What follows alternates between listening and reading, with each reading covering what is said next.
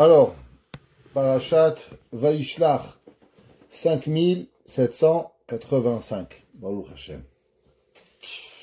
Parashat, elle dit comme suit, Vaishlach Yaakov Malachim. On sait que Yaakov Avinu, il a passé 20 ans chez Lavan, et en repartant chez son père, il entend que malheureusement, qui c'est qui vient vers lui? Esav, son frère. Son frère, que la colère, comme nous dit la Torah, avait décidé que Esav voulait tuer Yaakov. Yaakov Avinu pensait qu'après 20 ans, la colère, elle serait apaisée. Mais malheureusement, la colère de Esav, elle s'est toujours pas apaisée. Et Esav, il vient pas seulement tout seul. Aujourd'hui, il a une armée. Arba meot ish imo. Il a 400 hommes avec Esav qui viennent pour tuer Yaakov Avinu. On nous dit la Torah, Vaishlach Yaakov malachim lefanav. Yaakov, il a envoyé, on va voir ce que c'est ces malachim. El Esav, Achiv Arsa Seir Sede Edom. Il envoie à son frère Esav à Edom. Vayetzav otam les morts. Et il leur a ordonné à eux en disant, Ko tomerun la Adoni le Esav. Ainsi, vous allez dire à mon maître Esav. Ko amar avdecha Yaakov. Ainsi a dit ton serviteur Yaakov. Yaakov Avinu ici, il parle à Esav, il dit Adoni Esav, mon maître Esav. Et de l'autre côté, comment lui il s'appelle, il dit pas Yaakov, il dit Avdecha Yaakov, ton serviteur Yaakov. Im Lavan garti, avec Lavan j'ai habité, va echar adata, et j'ai traîné jusqu'à maintenant. Va hili shor va chamor, et j'ai eu un âne et un taureau, vetson ve eved, du menu bétail, des serviteurs, ve shifra et des servantes, va ishlecha leagid la adoni limtsochen beenecha. Et les messagers, ils devaient dire qu'on a été envoyé pour trouver grâce aux yeux de Esav. Rashi s'interroge, qu'est-ce que ça veut dire Vaishlach Yaakov Malachim? Yaakov a envoyé des Malachim. C'est quoi ces Malachim? C'est pas ses enfants. Qui était avec Yaakov pour être envoyé à Esav? Le Midrash et Chachamim se pose encore plus la question, comment Yaakov aurait pu le droit d'envoyer quelqu'un aller voir Esav? Esav est rouge de couleur. Esav veut tuer Yaakov Avinu. On voit que dans la paracha de Yaakov, Yaakov, il a eu même peur que Esav il tue sa femme, ses enfants, et c'est pour ça qu'il va séparer les cas en deux. Donc on voit que Yaakov, il est très conscient de la colère de Esav. Alors comment Yaakov, il a pu envoyer des messagers? La Torah nous interdit de mettre de la vie en danger d'autrui. Alors comment c'est possible que Vaishlach Yaakov Malachim? Sur cette question, Rashi il est obligé d'expliquer c'est quoi Vaishlach Yaakov Malachim.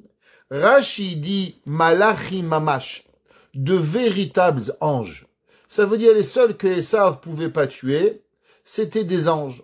Maintenant il faut comprendre que dans la Torah, c'est pas seulement traduction littérale, le pshat, il y a aussi énormément de compréhension profonde. Alors on va essayer de s'attarder pourquoi Yaakov Avinu, il a utilisé des anges pour aller parler à Esav. De plus, on sait que Yaakov Avinu, il est proche d'Akadosh Baruch Hu. Akadosh Baruch Hu, il va promettre à Yaakov Avinu de le protéger. Ushmarticha bechol asher telech, je vais te garder. Alors la question elle se pose, pour comment ça se fait que Yaakov Avinu va avoir cette peur de Esav? On voit le passage qui nous dit, Vayira Yaakov meod. Yaakov, il a eu très peur. La Gemara, elle se pose cette question et elle demande, pourquoi Yaakov il a peur? Akadosh Baruch Hu avait promis à Yaakov de le protéger. La Gemara nous enseigne qu'en vérité, Yaakov il a eu peur du fait que pendant ces années, il n'avait pas fait Kibud Avahem, il n'avait pas honoré son père et sa mère comme Esav, alors il pensait que peut-être la faute du Kiboud Avahem, elle pourrait mettre en cause la protection d'Akadosh Baruch Hu. On va essayer d'expliquer encore une autre raison de la peur de Yaakov Avinu. Dit Torah Vayetzerlo. Yaakov Avinu, il s'est senti compressé. Vayachatz et ha'am asherito. Et Yaakov Avinu, il va séparer tout le peuple, le bétail, le gros bétail, les chameaux, tout ce qui était avec lui, en deux groupes. Et il va dire, Vayomer, il va dire, Imiavo Esav el amachane. Si Esav vient et tue un campement, Vehaya machane anishar li pleta. Alors il s'est dit, on va partager le camp en deux. Et si Esav, il tue un demi de mon campement, alors je vais protéger le deuxième. Et Rashi dit, pourquoi? Il dit que Yaakov Avinu, il va se protéger à trois choses. Il va se protéger à un cadeau, comme on voit qu'il donne un cadeau à Esav. Il va se protéger à la prière. Et il va se protéger à la guerre. Le cadeau, par rapport à tout ce qu'on a fait, la prière, il va dire Eloé, Avi Avraham, que le Dieu d'Avraham, ou Pachad Yitzhak, et à la guerre, comme c'est marqué, Vehaya machane anishar lifleta. La question, elle est, si Yaakov Avinu, il croit en Dieu, Yaakov Avinu, il sait à combien sa prière, elle est importante. Yaakov, il dit à Hachem, Atzileni miyad achi miyad Esav, protège-moi de mon frère, protège-moi de Esav. Alors pourquoi Yaakov, il a tellement peur? Si moi j'aurais pensé, j'aurais dit que nos patriarches, Avraham, Yitzhak, Yaakov, avaient une émouna. Si Yaakov, il va prier, alors pourquoi il a besoin de se protéger à la guerre et pas avoir la émouna envers Akadosh Baruch? Pour comprendre un petit peu qu'est-ce qui se passe ici, que cette paracha importante de Yaakov, comme on va le voir, on aimerait d'abord rapporter une question qui est rapportée au rabbanon honorable de Rabtsi Hirsch de Zeditchov. Rabtsi Hirsch de Zeditchov, dans son Sefer Bet Israël, il ramène à propos du pasuk Vayira Yaakov me'od vayitzerlo. Il dit qu'est-ce que c'est que Yaakov Avinu, il a eu peur. C'est quoi cette peur que Yaakov Avinu, il a eu vayitzerlo? Et ça l'a contrarié, ça l'a mis dans un stress qui était, on pourrait dire, quasiment insupportable à Yaakov Avinu. Avant d'expliquer ça, le Rav de Zeditchov, il demande une question. Il dit que on sait que Yaakov Avinu, comme on va le voir, c'est marqué dans le Zohar. Vous savez que tous les jours on dit Baruch ata Hashem Elokeinu Hashem Elokeinu ve'Elokei avotenu, Elokei Avraham, Dieu de Avraham, Elokei Yitzhak ve'Elokei Yaakov. Et après, on dit Ha'el, Agadol, Agibor, Ve'anora. On dit Ha'el, Dieu, Agadol, qui est grand, Agibor, qui est fort, Anora, qui est terrifiant. C'est quoi ces trois adjectifs qu'on dit tous les jours à la prière? Agadol, Agibor, Ve'anora. C'est marqué dans le Tikkuné à Zohar 70. Il dit, qu'est-ce que ça veut dire Gadol? Gadol, ça représente la mida de Avraham Avinu. Avraham Avinu, il s'appelle grand. Parce que lui, le chesed, c'est quelque chose d'extraordinaire. Donc quand on dit Ha'el Agadol, Dieu qui est grand, c'est par rapport à la mida de qui? La mida de Avraham. Agibor, fort, ça c'est Yitzhak Avinu. Yitzhak Avinu représente la Gvura, la force de Dieu. Troisième, Hanora. Nora, c'est la mida de Yaakov Avinu, qui s'appelle Mida Tiferet. Le Rav de Zeditchov, il dit, moi, comme ça qu'il écrit, mais Olam Haya Kacheli. De toute ma vie, j'avais une question. Al Midato Shel Yaakov Madua Nikret Nora. Il dit, Yaakov, c'est Tiferet. C'est quoi généralement la Mida de Yaakov? Mida de Yaakov, c'est la balance entre le Chesed et la Gvura. Entre la bonté et la rigueur.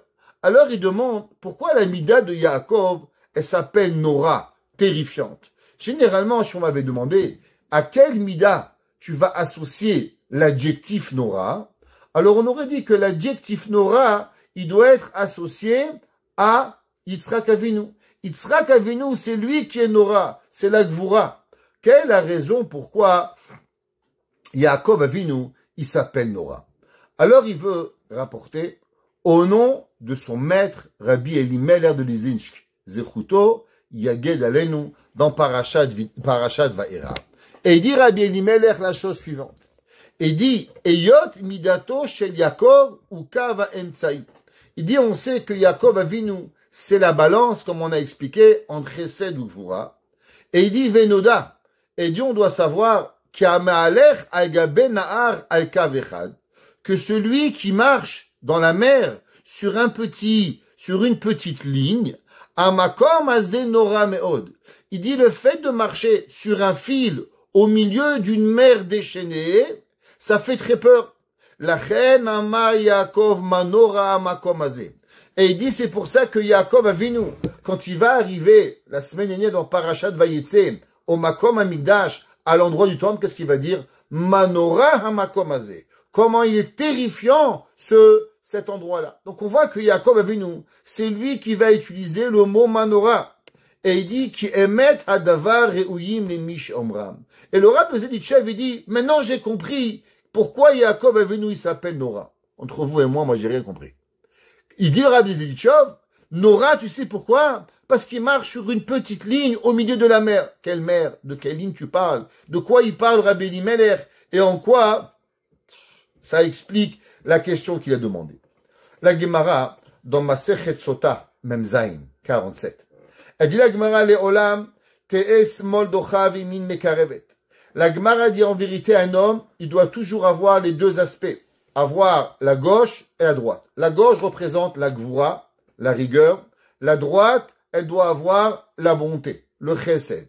La Gemara dit que l'homme, il doit avoir la main gauche pour repousser et la main droite pour pouvoir rapprocher. Ça veut dire que même si on doit avoir de la bonté, même si on doit avoir de la rigueur, d'abord on doit savoir que la rigueur, elle se passe avec la main gauche et pas avec la main droite. Même si un père, il doit frapper son fils, alors il doit pleurer. C'est pas parce que tu dois le frapper que tu dois être heureux. L'homme, il doit faire les choses qu'il doit faire des fois, mais avec un sentiment qu'on n'a pas envie de les faire. La Gemara a dit, si tu dois rejeter quelqu'un, c'est avec la main gauche, pas avec la main droite. Par exemple, quand on enlève tes filines le matin, avec quelle main on enlève tes filines? Pas avec la main droite. Pourquoi? La main droite, tu mets tes filines, l'amour. Au moment où tu dois les enlever, donc tu enlèves de toi quelque chose, on utilise la main gauche pour faire montrer qu'on est mal à l'aise d'enlever les téphilines pour pouvoir y arriver. Alors, qu'est-ce que ça veut dire, ce concept de Yamin Mekarevet Vesmol Osmol Dochem? Avraham Avinu, ouais, qu'est-ce qu'il était Avraham Avinu?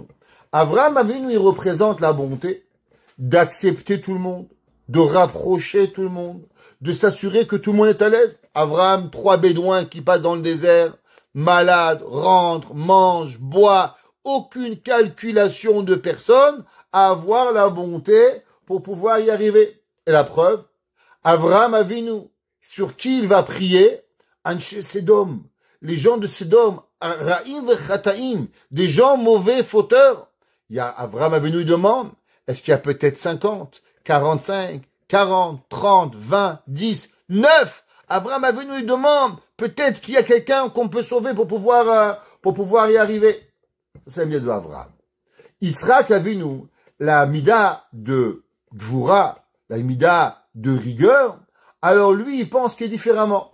Lui, il pense qu'en vérité, que on doit faire du bien, comme c'est marqué, au chiach et kol bnei haolam. Yitzhak Avinu, il est un peu rigueur. Qu'est-ce que ça veut dire rigueur? Il y a un enfant qui doit, sa mère, elle lui dit, tu dois avoir 20 à l'examen. Il a 19,75. Qu'est-ce qu'elle dit la maman? T'as raté un quart de point. Un jour, je connais une maman, elle a dit à son fils, si tu as 20 sur 20, je t'achète une bicyclette. L'enfant, il a eu 19,75. La maman, elle lui a dit, 20, c'est pas 19,75. Il dit, mais c'est un quart de point. Il dit, si c'est rien, alors pourquoi le professeur, il te l'a pas donné? Ça veut dire que c'est quelque chose. La mida de Yitzhak, c'est la mida de Gvura. Pourquoi? Parce que la personne doit savoir que chacun de nous, en vérité, on peut toujours s'améliorer. C'est marqué dans Kohelet, Shlomo HaMelech, il dit, ki Adam, en tzadik ba'aretz asher yolocheta. Qu'en vérité, ça n'existe pas l'homme qui n'a pas fauté. Donc, Yitzhak Avinu, il veut travailler la perfection pour pouvoir y arriver, à savoir s'améliorer. Maintenant, c'est quoi la mida de Yaakov Avinu? Avraham, c'est kulo chesed. Yitzhak, c'est kulo gvura. Qu'est-ce que ça représente? Behemet, Yaakov Avinu. Chachamim nous expliquent et nous disent que la mida de Yaakov, c'est Midat Tiferet. Qu'est-ce que ça veut dire? Ça veut dire que l'homme, il doit passer sa vie à trouver un équilibre, qui veut dire de rapprocher les gens qui le méritent, mais de l'autre côté, il faut savoir que des fois, dans la vie, il faut savoir éloigner des gens. Ça veut dire, Avram Avinu, viens, Baruch Haba, Kolaba Baruch Haba, attention, il y a des gens qu'il faut fréquenter, d'autres qu'on ne doit pas fréquenter. La vie, c'est que l'homme, il doit savoir quand est-ce que tu amènes quelqu'un et quand est-ce que tu repousses quelqu'un. Et l'homme, il doit faire une guerre, il doit être en constante réflexion qui tu amènes et qui tu repousses. Parce que accepter tout le monde, c'est pas possible. Rejeter tout le monde, c'est pas possible parce que tu vas devoir arriver. Donc l'homme, il est dans ce moment qui s'appelle Nora. Qu'est-ce que ça veut dire Nora? L'homme, il doit faire attention que Chas Shalom, ne pas approcher quelqu'un qui doit pas être approché et ne pas rejeter quelqu'un qui doit être rejeté. La Gemara a dit qu'il y avait un jour un élève que malheureusement il a fait quelque chose de mal, on racontera pas l'histoire ici, et pourtant il est revenu 100 fois, et à la fin, le Rav il a rejeté, et qu'est-ce qu'il a fait? Il va devenir le pendu. Et la Gemara a dit pourquoi? À cause que le maître, il a trop repoussé l'élève. Donc trouver cet équilibre, ça s'appelle Nora. Nora, c'est terrifiant. De vivre toujours dans ce milieu. Est-ce que cette personne, je dois la rapprocher? Ou cette personne, je dois l'éloigner? Est-ce que je dois être gentil? Ou est-ce que je dois être méchant? Est-ce que je laisse rentrer? Ou je laisse pas rentrer? Mon ami fait une bêtise. Je l'accepte pas. Je critique pas. C'est mieux de la porter, au moins je gagne quelque chose. Ou bien il faut le rejeter. Et au moins moi je suis protégé par rapport à arriver. La mida de Yaakov Avinu a été très dangereuse. C'est pour ça que il dit le Noam Elimelech. Quand un homme il marche au milieu de la rivière et il a un petit banc et il doit passer à travers cette petite ligne, tu bouges un peu à droite, tu tombes. Tu bouges un peu à gauche, tu tombes. Donc passer au milieu de la rivière sur un petit chemin, Manora Makomazé. Yaakov Avinu, Samida, quelque part, elle est encore plus terrifiante que la mida de Abraham. Parce qu'Abraham, tout est bien. Yitzhak, tout est mal. On critique tout le monde. On améliore à chaque moment. Mais savoir se taire, savoir parler, savoir faire, savoir ne pas faire, ça Yaakov Avinu s'appelle Ha'en, Agadol Avraham, grand, Agibor Yitzhak, Vehanora. La mida de Yaakov Avinu, elle est terrifiante pour pouvoir y arriver. Et trouver cette balance, elle est pas facile. Et ça qui dit le rabbi de Zedichov, Vayira Yaakov Meod. Yaakov Avinu, il a eu très peur, Vayetserlo. Il dit qu'est-ce que ça veut dire? Vayira Yaakov Meod. Il dit Hagam Shemidato Midad Rachamim. Malgré que la mida de Yaakov, quelque part, elle est la miséricorde. Aval Bishvil Vayetserlo. Retsono Shubemakom Tsar Mibli Lintot Yamin Usmol. Il dit il faut savoir que la bonté, elle est limitée. On peut pas faire n'importe quoi. Alors, au moment où on doit calculer notre bonté, Vayetzer. Le stress, il avance et on peut pas arriver. Il ramène pour ça un midrash. On sait que au moment où Bilam Aracha, il a voulu aller maudire le peuple juif, alors le malach, il s'est apparu à la naisse de Bilam, et la naisse de Bilam, elle est rentrée dans un endroit qui était serré. Et le passou qui dit Vayosef, malach Hashem, Amod, Vayamod, Bemakom Tsar. Et le malach, il s'est mis dans un endroit qui était serré, et il dit Asher en derech lintot yamin usmol. Il pouvait pas marcher ni à droite, ni à gauche. Et il dit le midrash dans Tanchuma. Pourquoi le malach, il s'est mis dans cet endroit où il a voulu faire peur à la naisse de Bilam, un endroit qui était ni à droite tu pouvais aller, ni à gauche tu pouvais aller. Et il dit le midrash dans Tanchuma. Tu sais pourquoi, à quoi ça représente? Il dit Bemakom Tsar. Chaque fois que tu vois un endroit qui est serré, un endroit qui est restreint, ça nous apprend quoi? Ça nous apprend Yaakov Avinu. Comme c'est marqué, Vayira Yaakov Meod. Comme Yaakov, il a eu très peur, Vayitserlo. Asher en derech etot yamin usmol. Il n'y a pas trop à droite, il n'y a pas trop à gauche. Shelo haya psolet mi be'achad banav. Et Yaakov Avinu, il est arrivé dans la perfection à éduquer 12 enfants dans le chemin de la Torah. Ça veut dire quoi? Nous dit le Midrash que vous savez pourquoi il y a le malach, il est arrivé dans ce chemin pour rappeler à Bilam, tu sais Bilam, qu'est-ce qui arrive? Il y a, dans le peuple juif, il y a la mida de Yaakov, la mida de savoir trouver la balance à la perfection. Donc on voit que le concept de Nora, d'être un peu restreint, ça c'est la mida de Yaakov Avinu. C'est marqué dans le Midrash que, à propos de Yaakov Avinu et de Esav, il nous dit, le Midrash, et Behemet, c'est marqué dans le Ramban. Le Ramban, il explique au début de la paracha de cette semaine, et il dit pourquoi la Torah nous ramène toute cette histoire. Yaakov Avinu, il est parti chez Esav, Esav il est arrivé, il a séparé le camp, et ainsi de suite. Torah l'aurait pu raconter, Yaakov il est venu, il a un cadeau, et hop, ils sont arrivés, bye bye Charlie. La Torah nous ramène cette histoire en long et en large. Dit le Ramban, et je vais vous lire le Ramban. Le Ramban, Nirteva parasha azot leodia, qui est tzila kajbochu et avdo vegalo miyad chazak mimenu. Il dit, vous devez savoir que Akadosh Baruch Hu, il a fait un grand mérite, qu'en vérité, Esav était plus fort que Yaakov Avinu, était fort. Vaishlach malach vayatzileu. Il a envoyé un malach et il a sauvé. Pourquoi? Ulelamdenu od, sheulo batar betzidkato. Il dit le Ramban, parce que Yaakov Avinu, il a pas dit, ah, moi je suis tzaddik, Dieu il va me sauver. Non, mon frère. Tu vas pas commencer à croire sur ta sainteté. Veishtadel be'atzala bechol yecholto. L'homme, il doit faire ishtadlut. Le Ramban, il dit, le gars, il dit, comment tu payes ton loyer? Ah, Be'ezrat Hashem. Comment tu vas manger? Be'ezrat Hashem. Qu'est-ce qui va arriver? Tu vas crever de faim, mon frère. Faut faire un peu ishtadlut. Faut faire un petit peu un effort pour que les choses, elles arrivent à pouvoir y arriver. Et il dit le Ramban, premièrement, en avant la ishtadlut. L'homme, il doit prier. L'homme doit se préparer à la guerre. L'homme, il doit envoyer un cadeau. L'homme, il doit faire des choses d'après la nature pour faire montrer comme quoi on fait aussi un peu le naturel. Bien sûr, Akadosh Baruch Hu, c'est lui qui sauve à la fin, mais on doit faire ishtadlut, on doit faire notre effort. Mais le Ramban, il dit attention, il y a encore un secret beaucoup plus profond. Il dit, vous savez, c'est marqué dans Chazal, que Ma se avot siman ebanim. Tout ce qui arrive à nos patriarches, c'est en vérité quelque chose pour nous apprendre à nous comment réagir. Il dit qu'il colle, chaque ce qui est arrivé à Yaakov, il dit Veraou ilanu les chos bedarko shel tzadik. Il dit le Ramban, vous savez que tout ce que Yaakov Avinu il a fait, en vérité, nous aussi on doit faire pareil.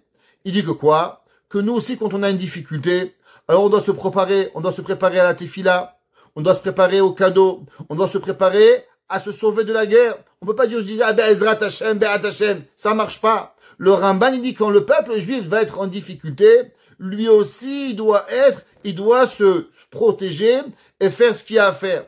Livroach, et il dit de se sauver, Velei Natzel. Des fois dans la vie, si les Arabes, ils arrivent, sauvez-vous. Dites pas, Be'ezrat Hashem, tu vas tuer mon frère. Yaakov Avinu, le grand maître, il s'est sauvé, il s'est préparé. Et il dit, le Ramban, tu sais, et ça on l'a vu, Behemet, dans l'histoire juive, qu'on a réparé et on a répété la même histoire exacte qui est arrivée avec Yaakov Avinu. C'est quoi, de quoi il parle? Alors il parle du Midrash. Il ramène un Midrash qui est arrivé avec un grand maître. On connaît tous qu'il y avait un rabbin qui s'appelait Rabbi Yehuda Anassi. Rabbi Yehuda Anassi était à l'époque de l'empereur Antonin, Antoninus en lachon Agmara. Et au moment qu'il est parti aller à Rome pour parler avec les Romains, à son retour, qu'est-ce qui s'est passé? Les Romains ont voulu donner à Rabbi Yehuda Anassi un goy, un Romain, qui allait accompagner Yaakov Avinu. Rabbi Yehuda Anassi, pardon. Le Midrash, il dit que Rabbi Yehuda Anassi, il n'a pas voulu. Rabbi Yehuda Anassi, il a dit, non, j'ai pas envie, laissez-moi aller seul. Et il dit le Ramban, pourquoi il n'a pas voulu que on a une délégation ramène Rabbi Yehuda Anassi en Eretz Israël? Et il dit le Ramban, tu sais, mi pene shaita kabbalah beyadam. Il dit le Ramban, parce qu'il y avait une Kabbalah, on avait reçu de nos maîtres, jusqu'à Yaakov Avinu, que ce qui s'est passé dans l'histoire de Yaakov et Esav, en vérité, c'est un message pour l'exil jusqu'à la venue du Mashiach. Quand il est arrivé à Rome, dans la cour des grands, à propos des sujets publics qu'il y avait en Eretz Israël, Ayam Mistakel Baparashazo. Il dit le Ramban, Rabbi Yehuda Hanassi, avant de partir, il regardait. Qu'est-ce que Yaakov Avinu il a fait? Alors moi aussi je vais le faire.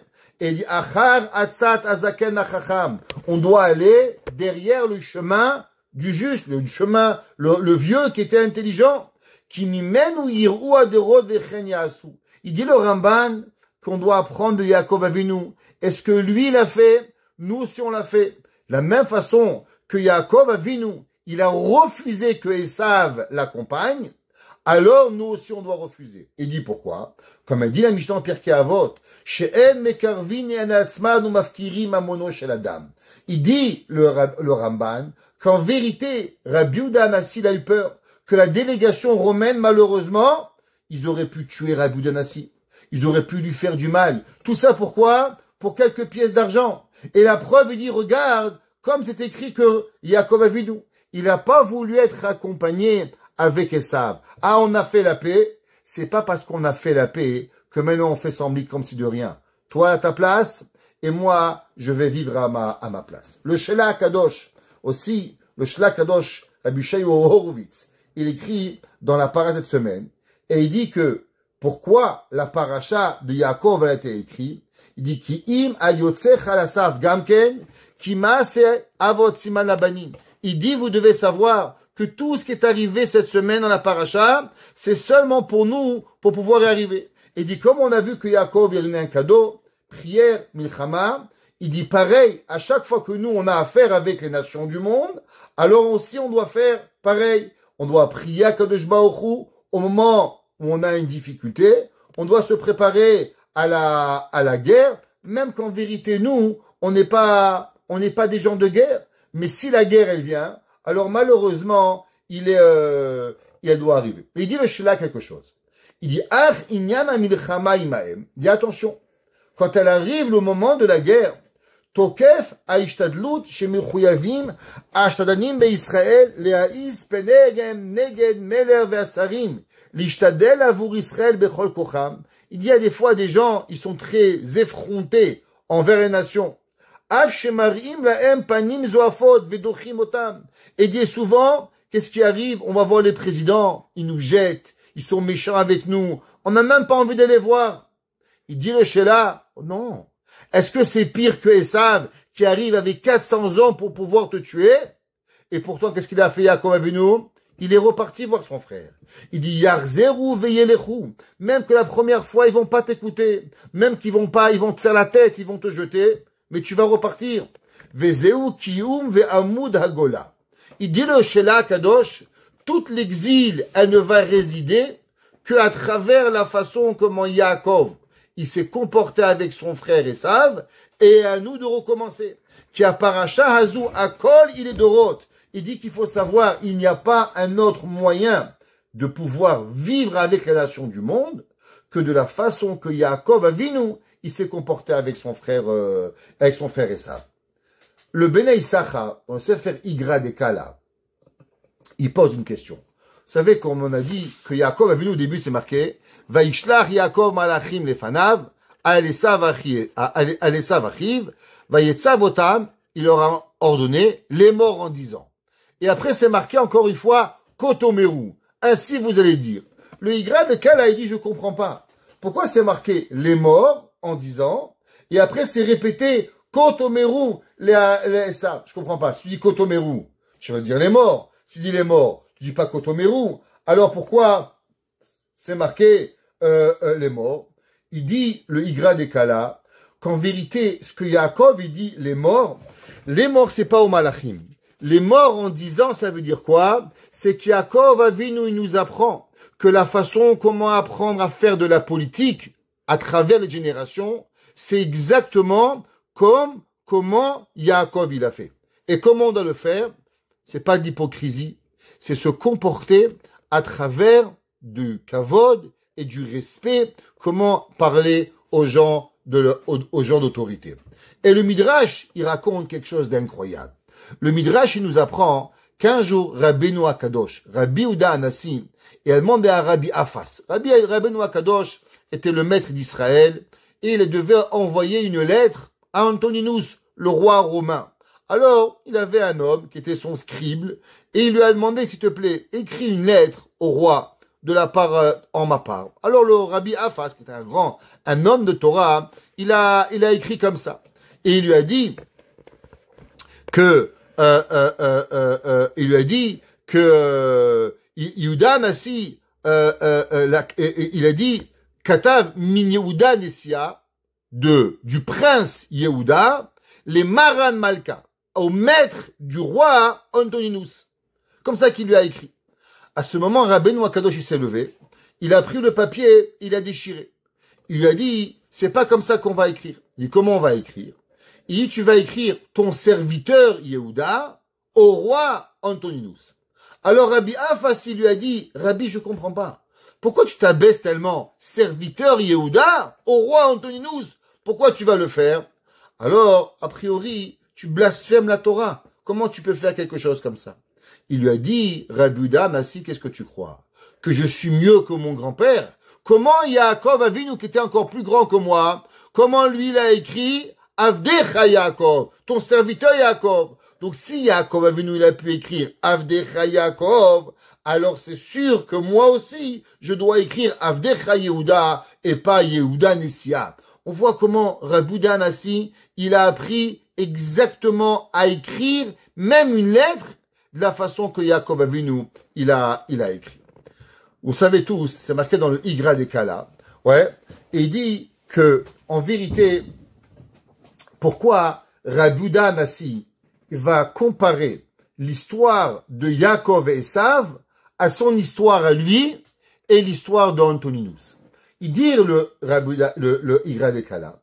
Vous vous rappelez dans la parasha Toldot, c'est marqué Vaïtorotsatsu Habanim Bekirba, quand Rivka Imenu elle avait des contractions et que les bébés y bougeaient, alors va Telech Hidrosh Hashem. Elle est allée demander l'avis de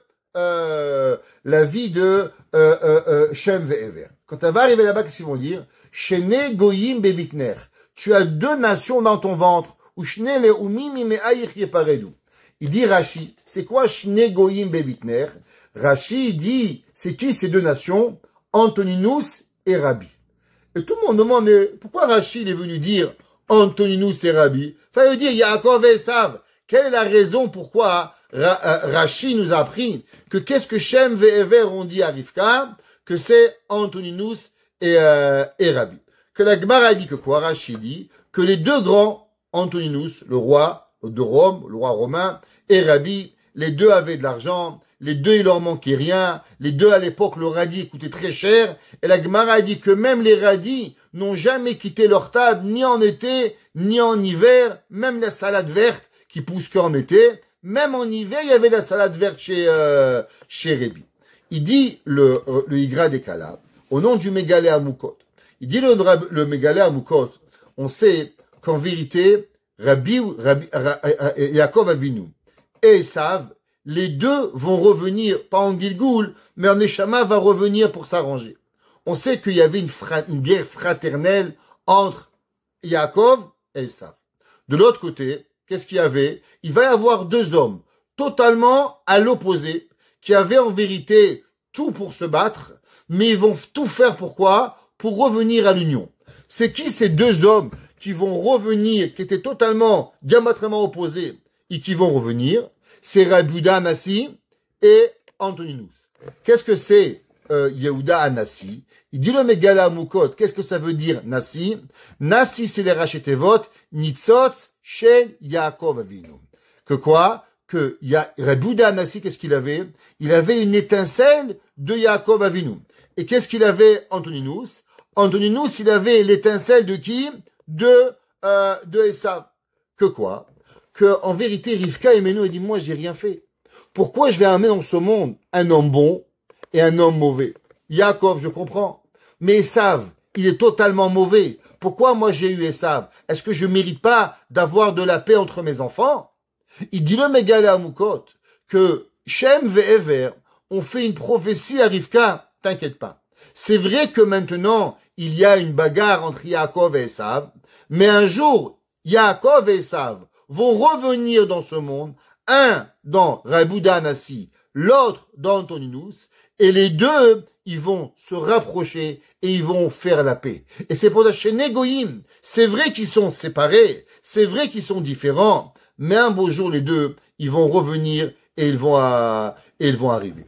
Le Mégalé à Moukot, il dit, dans Parashat va être Hanan, il s'est marqué, va être Hanan, El Hashem, Ba'et Ha'il est mort. Et il a prié Moshe Rabbeinu à ce moment-là en disant, il dit le Mégalé à Moukot, quelle a été Be'emet la prière de Moshe Rabbeinu? Qu'est-ce que Moshe Rabbeinu il a prié au moment où va être Hanan? 515 prières. Qu'est-ce qu'il va prier?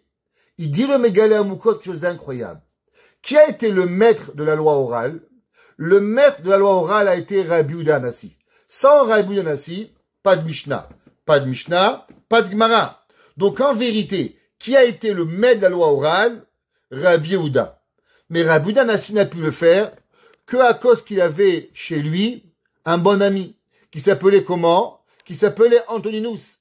Il dit le Mégalé à Moukot, qu'est-ce qu'il a prié Moshe Rabbeinu?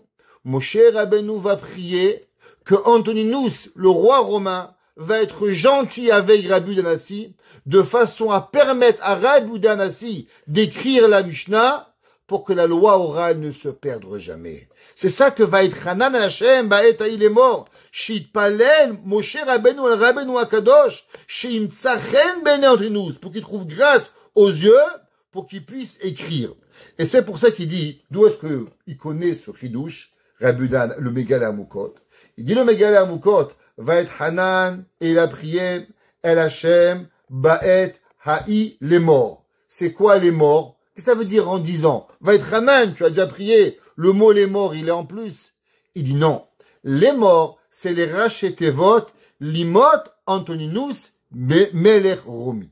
Je répète, Lamed, Limot, Aleph, Antoninus, Mem, Melech, Resh, Romi. C'est quoi? Va être Hanan, El Hashem, Ba'et Ha'il. La prière, elle est pour quand? Les morts. La prière de Moshe Rabbeinu, elle était que Rabbi Yehuda Hanassi et Antoninus, les deux peuvent s'accorder pour que la Torah orale, elle puisse être écrite.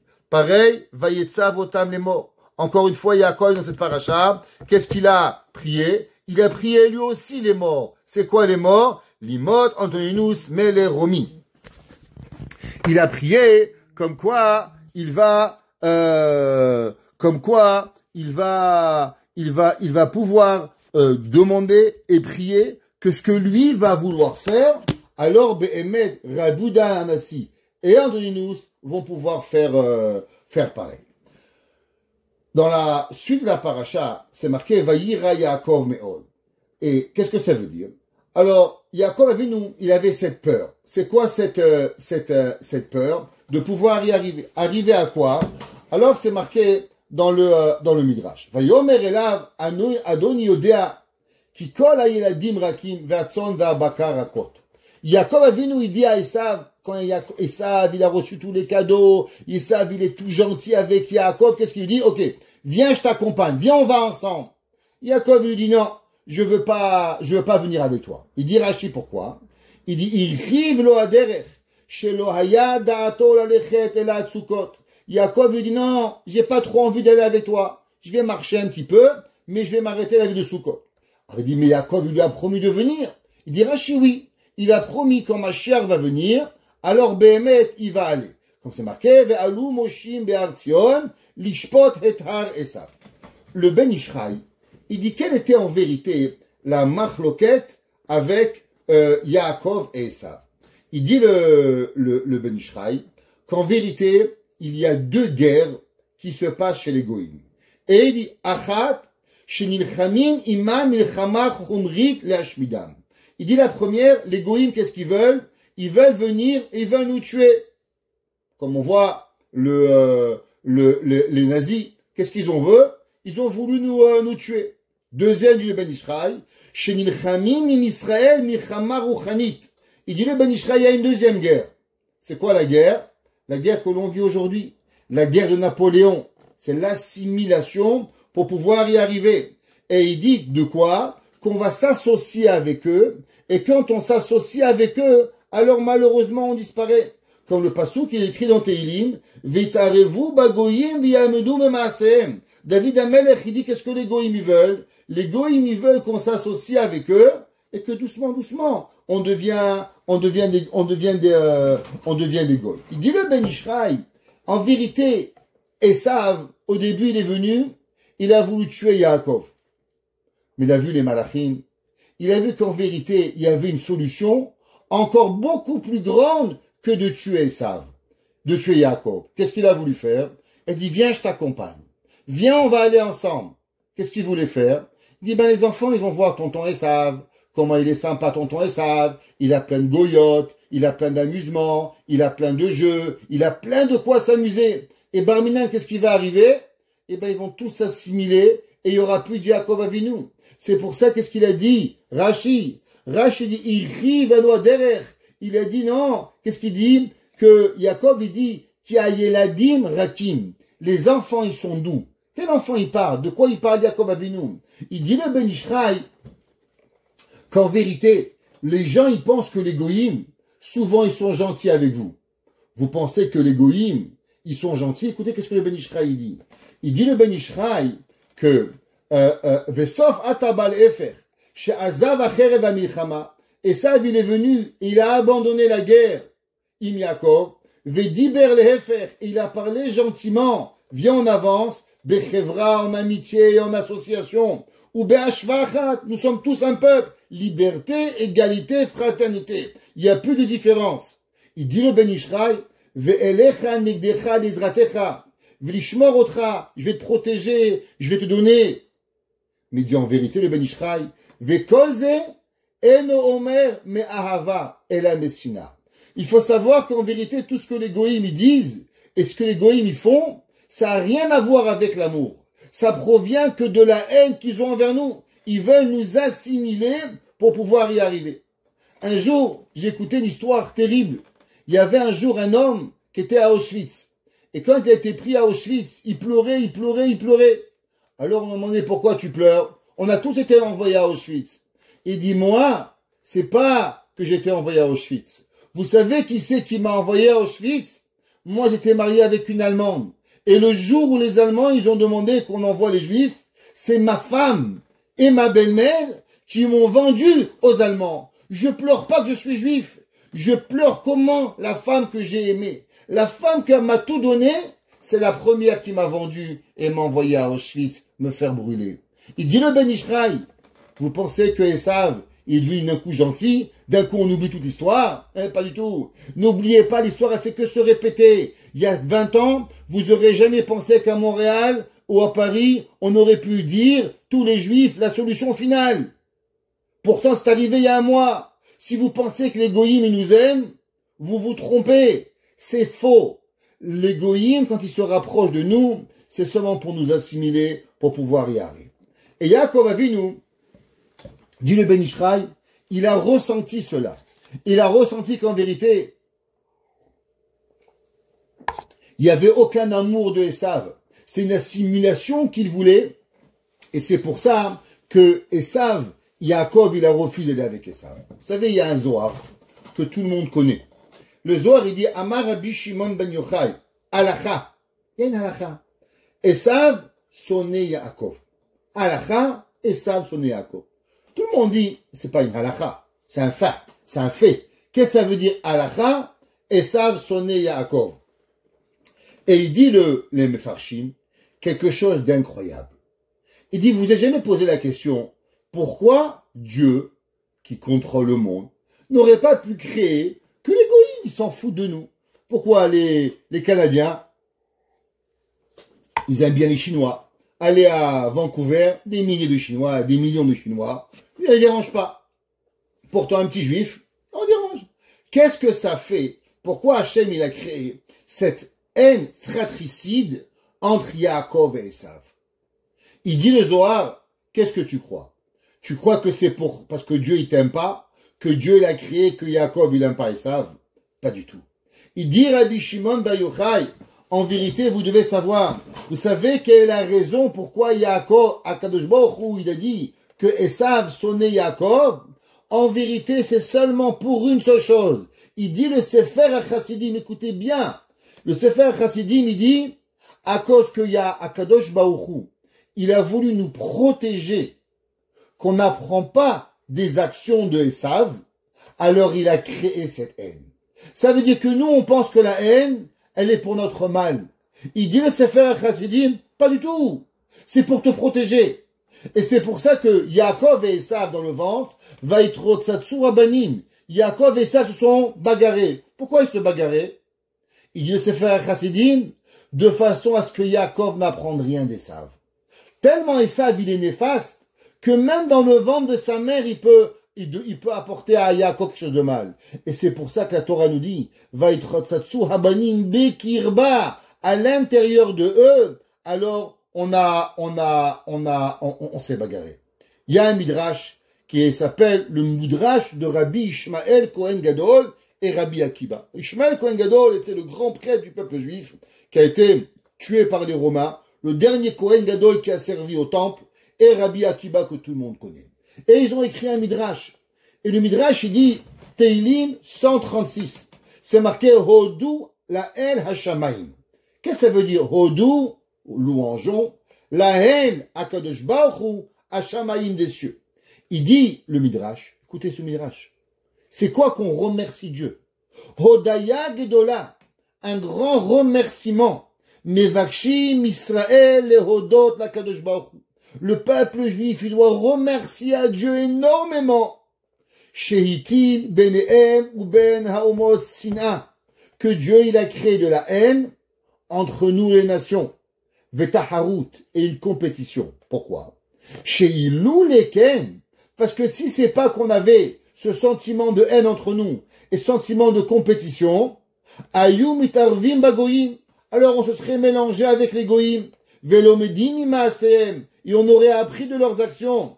Comme c'est marqué dans le passage dans Teilim. Vaitarevu bagoyim velamedu imaaseem. C'est pour ça, Hodou la El. On remercie Hachem David Amalek. Merci Dieu. De quoi je te remercie? Que le goy m'aime pas. Pourquoi? Comme ça, moi, je reste à ma place et il reste à la sienne. Moi et lui, on n'a rien à faire entre nous. Rabbeinu Bechaye, ok? Rabbeinu Bechaye au XIIIe siècle, il écrit dans Parashat Kedoshim. Il s'est marqué le pasuk Va'avdi etrem mina amim. Je vous ai séparé des nations, liot li le'am, pour être à moi comme peuple. Il dit, qu'est-ce que ça veut dire? Il dit, chokhmat Torah, l'intelligence de la Torah, chayva lanu liot muvdalim. La Torah nous a demandé d'être séparés. Comment on mange, comment on boit, comment on s'habille. Tout cela pourquoi? Pour recevoir la Torah. Et qu'est-ce qui se passe?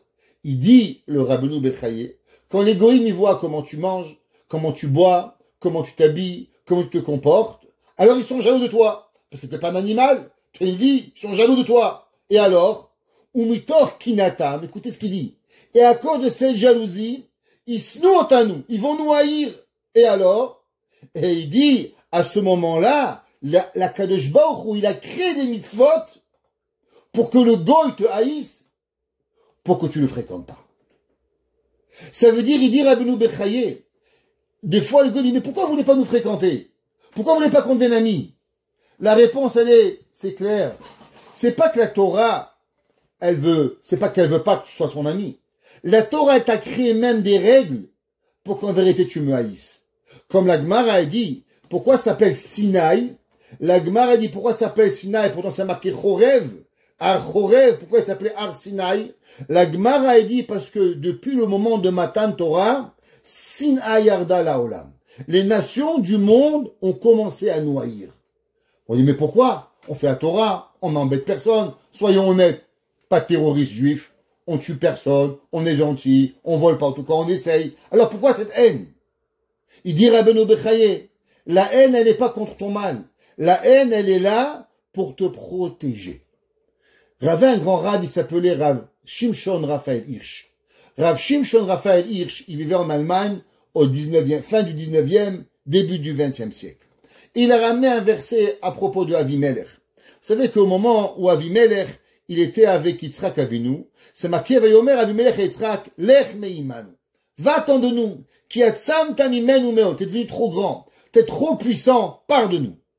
Il dit, Rab Shimshon Raphaël Hirsch, Des fois, les goyim, quand les juifs sont trop puissants, qu'est-ce qu'ils font? Ils les font partir. Écoutez, qu'est-ce qu'il dit Rabbeinu Rab Shimon Raphaël Hirsch? Il dit, Mi yodea, combien on doit savoir? Kama nishmot Israël, combien d'âmes juives, Zachou leinatzel, miredet shachat, de perdre et de tomber dans l'abîme, la plus grande des abîmes, grâce à ce que Avimelech il dit, Lech meiman. Souvent, nous on veut être copain avec le goy. Et le goy dit, casse-toi, pars de là. Et nous on pense c'est pour notre bien. Il dit Rab Shimon Raphaël Hirsch, tu sais pas combien de juifs restent juifs, tu sais grâce à quoi? Parce que le goy il a foutu à la porte. Parce que le goy il dit casse-toi, alors ça nous réveille et automatiquement on revient à Kadosh Baruch Hu pour pouvoir y arriver. Et c'est ça en vérité que le Rav de Zelichov nous dit que Vaïra Yaakov Meod. Qu'est-ce que ça veut dire Vaïra Yaakov Meod? Yaakov Avinu, il vit avec ce dilemme. Comment vivre cette vie? D'un côté, pas être trop méchant.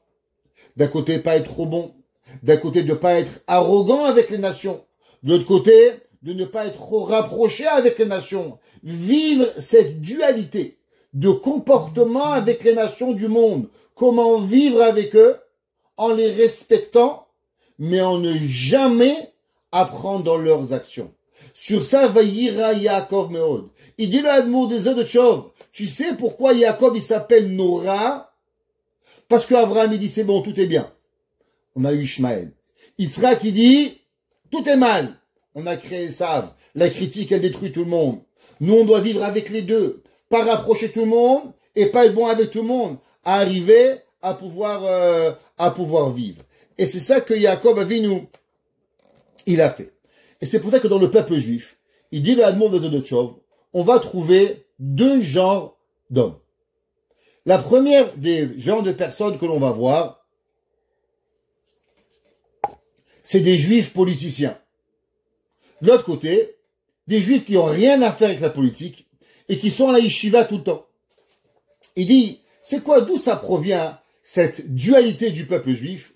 Certains qui sont politiciens et d'autres qui sont complètement à l'intérieur de la yeshiva, au collège et qui veulent rien savoir de personne.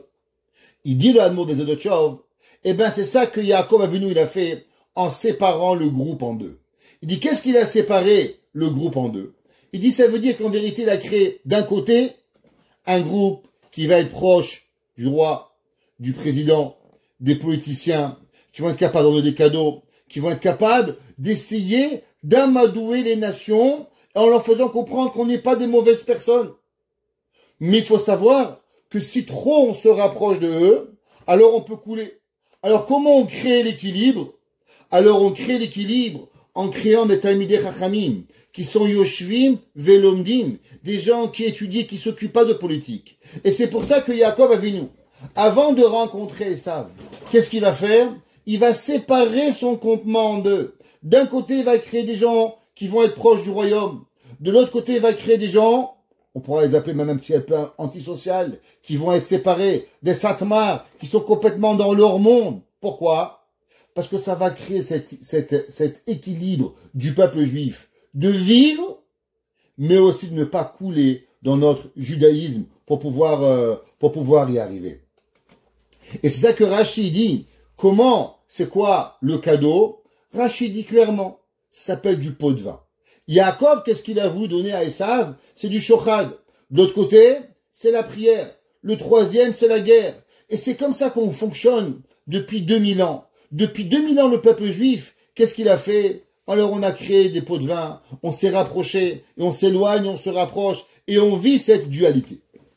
Le Beth Alevi, le Rav de la dynastie de Brisk, il dit, pour comprendre cela, qu'est-ce que Yaakov Avinu, il prie à la prière? Il dit, Hatzilenina, sauve-moi, miyad achi, la main de mon frère, miyad Esav, de la main de Esav.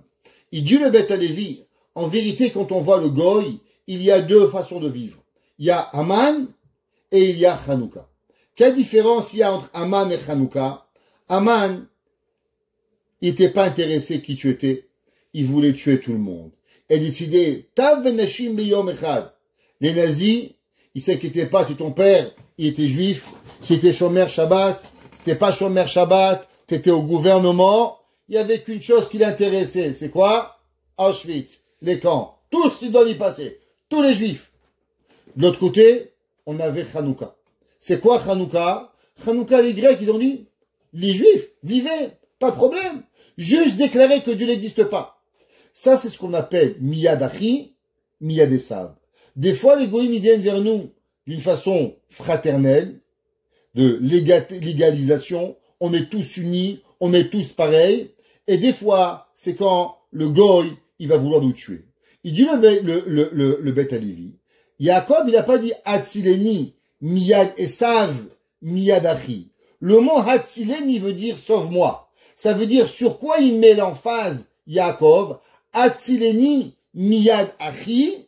Donc on voit que le Achi, il est proche du mot Hatzileni. Et après, il est Miyad Esav. Il dit le Beth Alevi, de qui il faut avoir le plus peur? Pas quand le goy, pas quand les nations du monde, ils veulent prendre notre vie.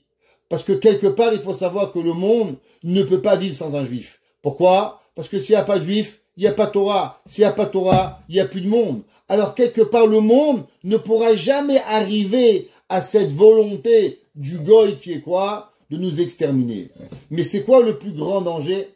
Le plus grand danger, c'est Hatzileni Miyad Achi.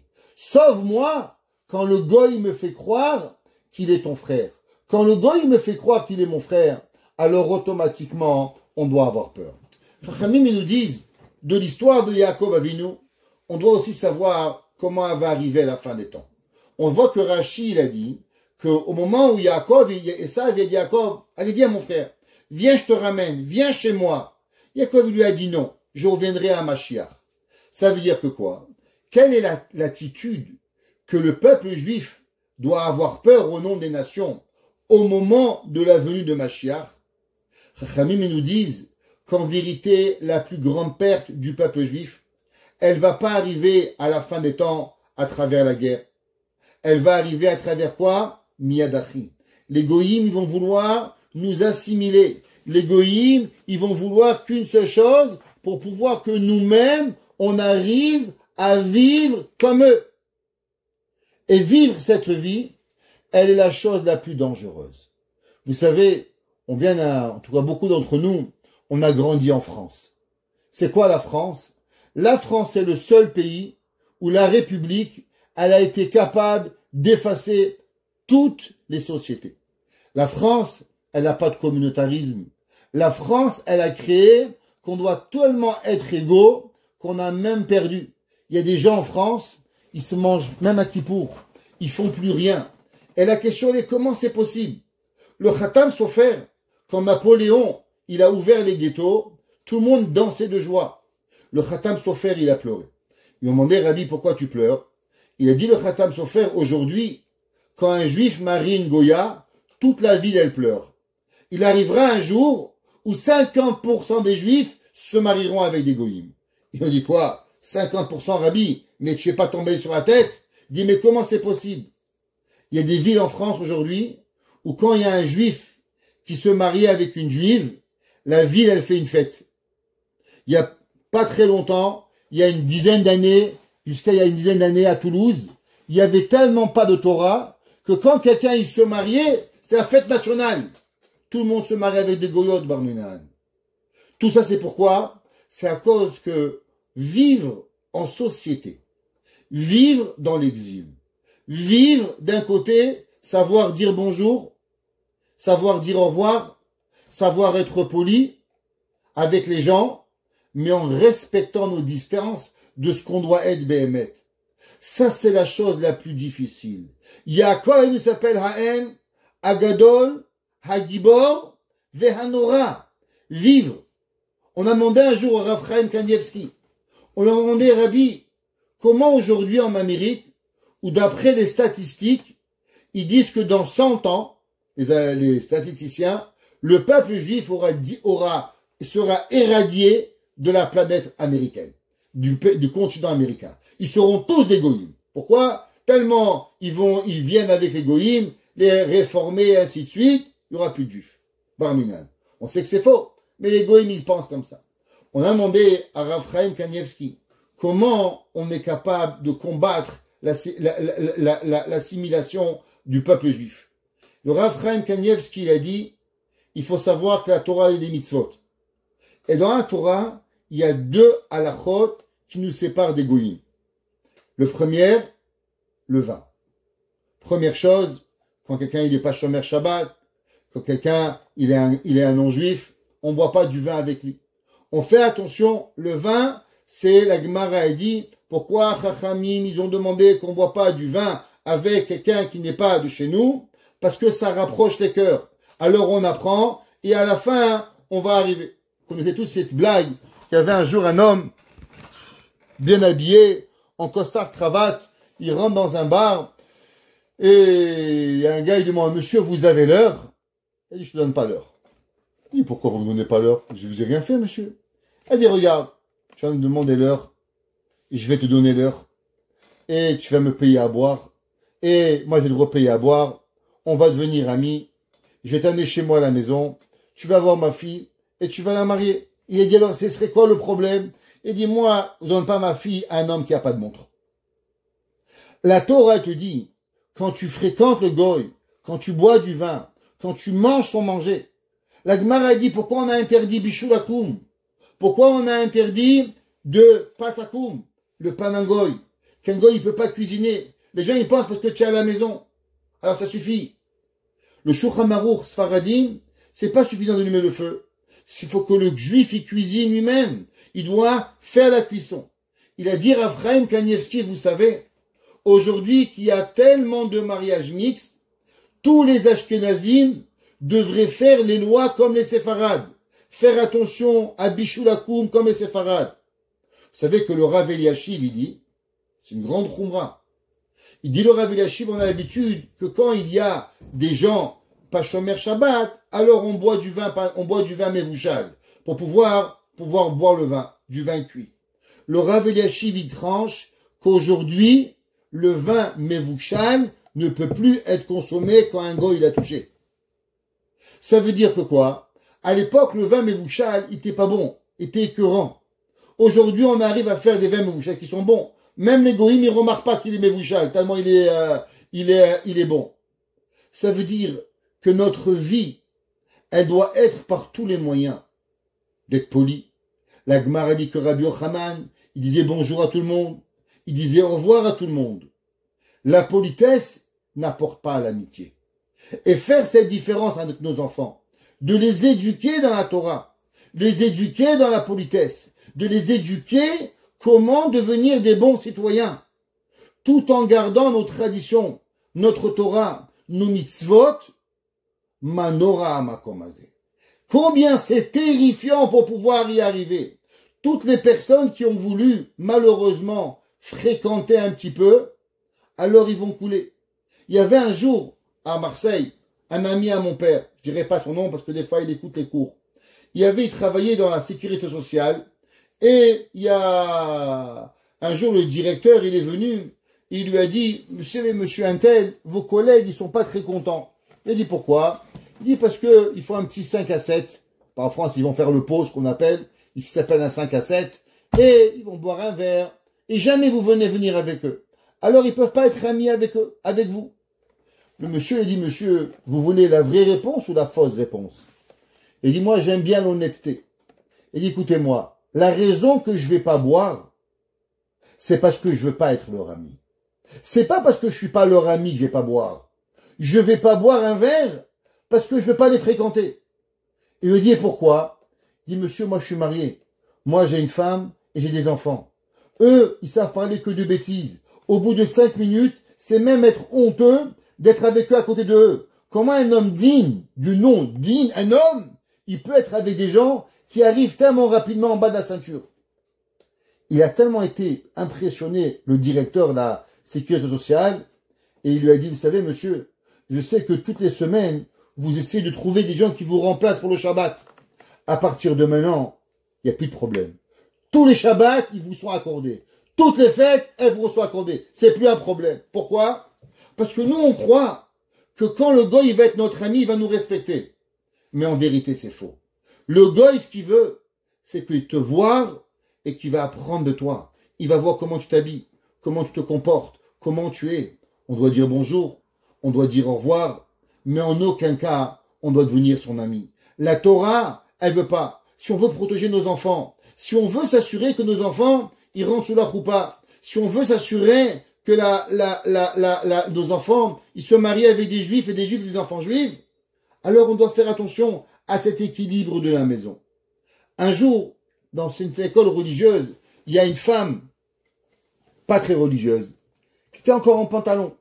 Elle est venue, elle a inscrit son fils à la yeshiva. À l'époque, je travaillais à Yavne. Je lui ai demandé, Madame Intel, pourquoi vous mettez votre enfant dans une yeshiva? Après tout, vous n'êtes pas très religieuse. Elle m'a dit, je me suis posé la question pendant de nombreuses années. Mais sachez, monsieur le rabbin, je vais vous dire la vérité. Je suis aujourd'hui, plus que jamais, je suis convaincu que si on veut garantir que nos enfants, ils se marient avec une juive et une juive, on n'est plus capable de vivre dans un monde qui est moitié-moitié. Un monde un peu juif, un peu goy, un peu comme ci, un peu comme ça, c'est sûr qu'il va se marier avec une goya. Et on a pris à la yeshiva. Des années plus tard, Baruch Hashem, il s'est marié, il est devenu Shomer Shabbat. La mère, elle m'a appelé, elle me dit, Rav Krimizi, aujourd'hui, j'ai accompli ce que j'ai commencé il y a 25 ans. Il y a 25 ans, j'ai mis mon fils dans une yeshiva. Aujourd'hui, Baruch Hashem, il se marie avec une choupa. J'ai réussi mon pari. Yaakov Avinu, le meilleur des patriarches, il a peur pour ses enfants. Vaïra Yaakov, Yaakov, il a très peur. Vous allez me faire croire que nous, on ne doit pas avoir peur.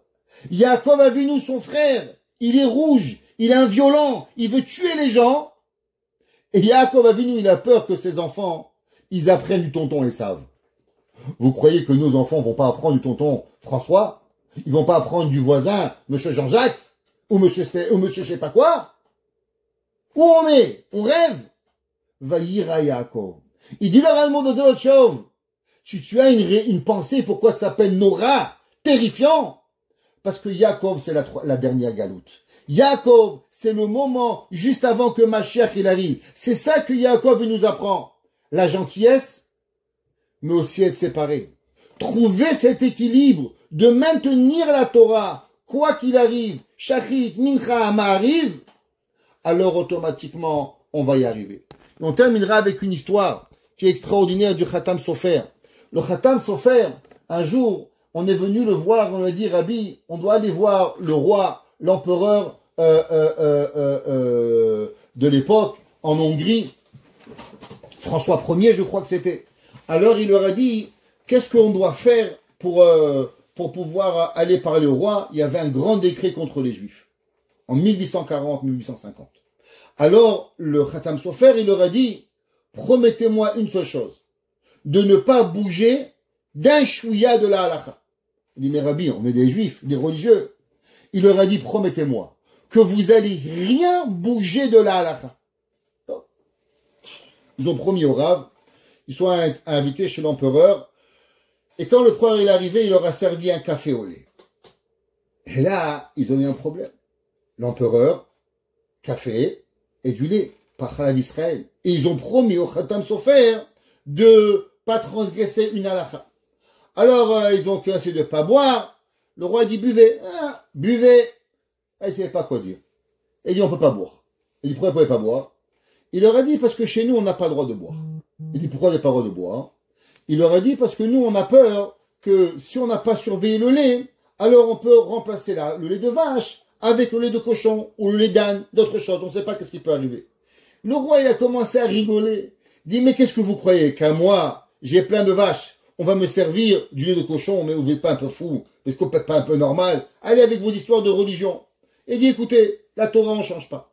Il dit, si je vous prouve que vous avez tort, alors le roi, il appelle, et il a demandé qu'on fasse venir le laitier. Et il a demandé, monsieur laitier, d'où il vient ce lait? Et là, le laitier est devenu blanc, vert, jaune, rouge, violet, l'arc-en-ciel. On me dit, qu'est-ce que tu as? Et je vais vous dire la vérité. On a traité les vaches ce matin, et après la traite des vaches, tout le carrosse s'est renversé. Et il n'y avait plus de lait de vache. Alors, je n'avais pas encore traité les cochons, et j'ai pris les cochons, j'ai traité les cochons et je vous ai amené le lait. Je m'excuse, le roi, ne me tuez pas. L'empereur, il a dit, Baruch Am Israël, bénis le peuple juif, chez Torah Toemet. Et il a dit, je vois combien elle est grande votre Torah. On m'avait dit que votre Torah, elle était une Torah fausse, une Torah mensongère. Comment chez moi à la maison, j'ai pu voir de mes propres yeux à combien la Torah elle est grande. Et à ce moment-là, le roi il a annulé des décrets contre les Juifs. Manora Makom. Si on veut être capable d'arriver avec encore une kippa, avec plein d'erreurs, mais que nos enfants sont la Torah, Manora Makom, Vayira Yaakov, on doit avoir peur. On ne peut pas se dire, tout va aller bien.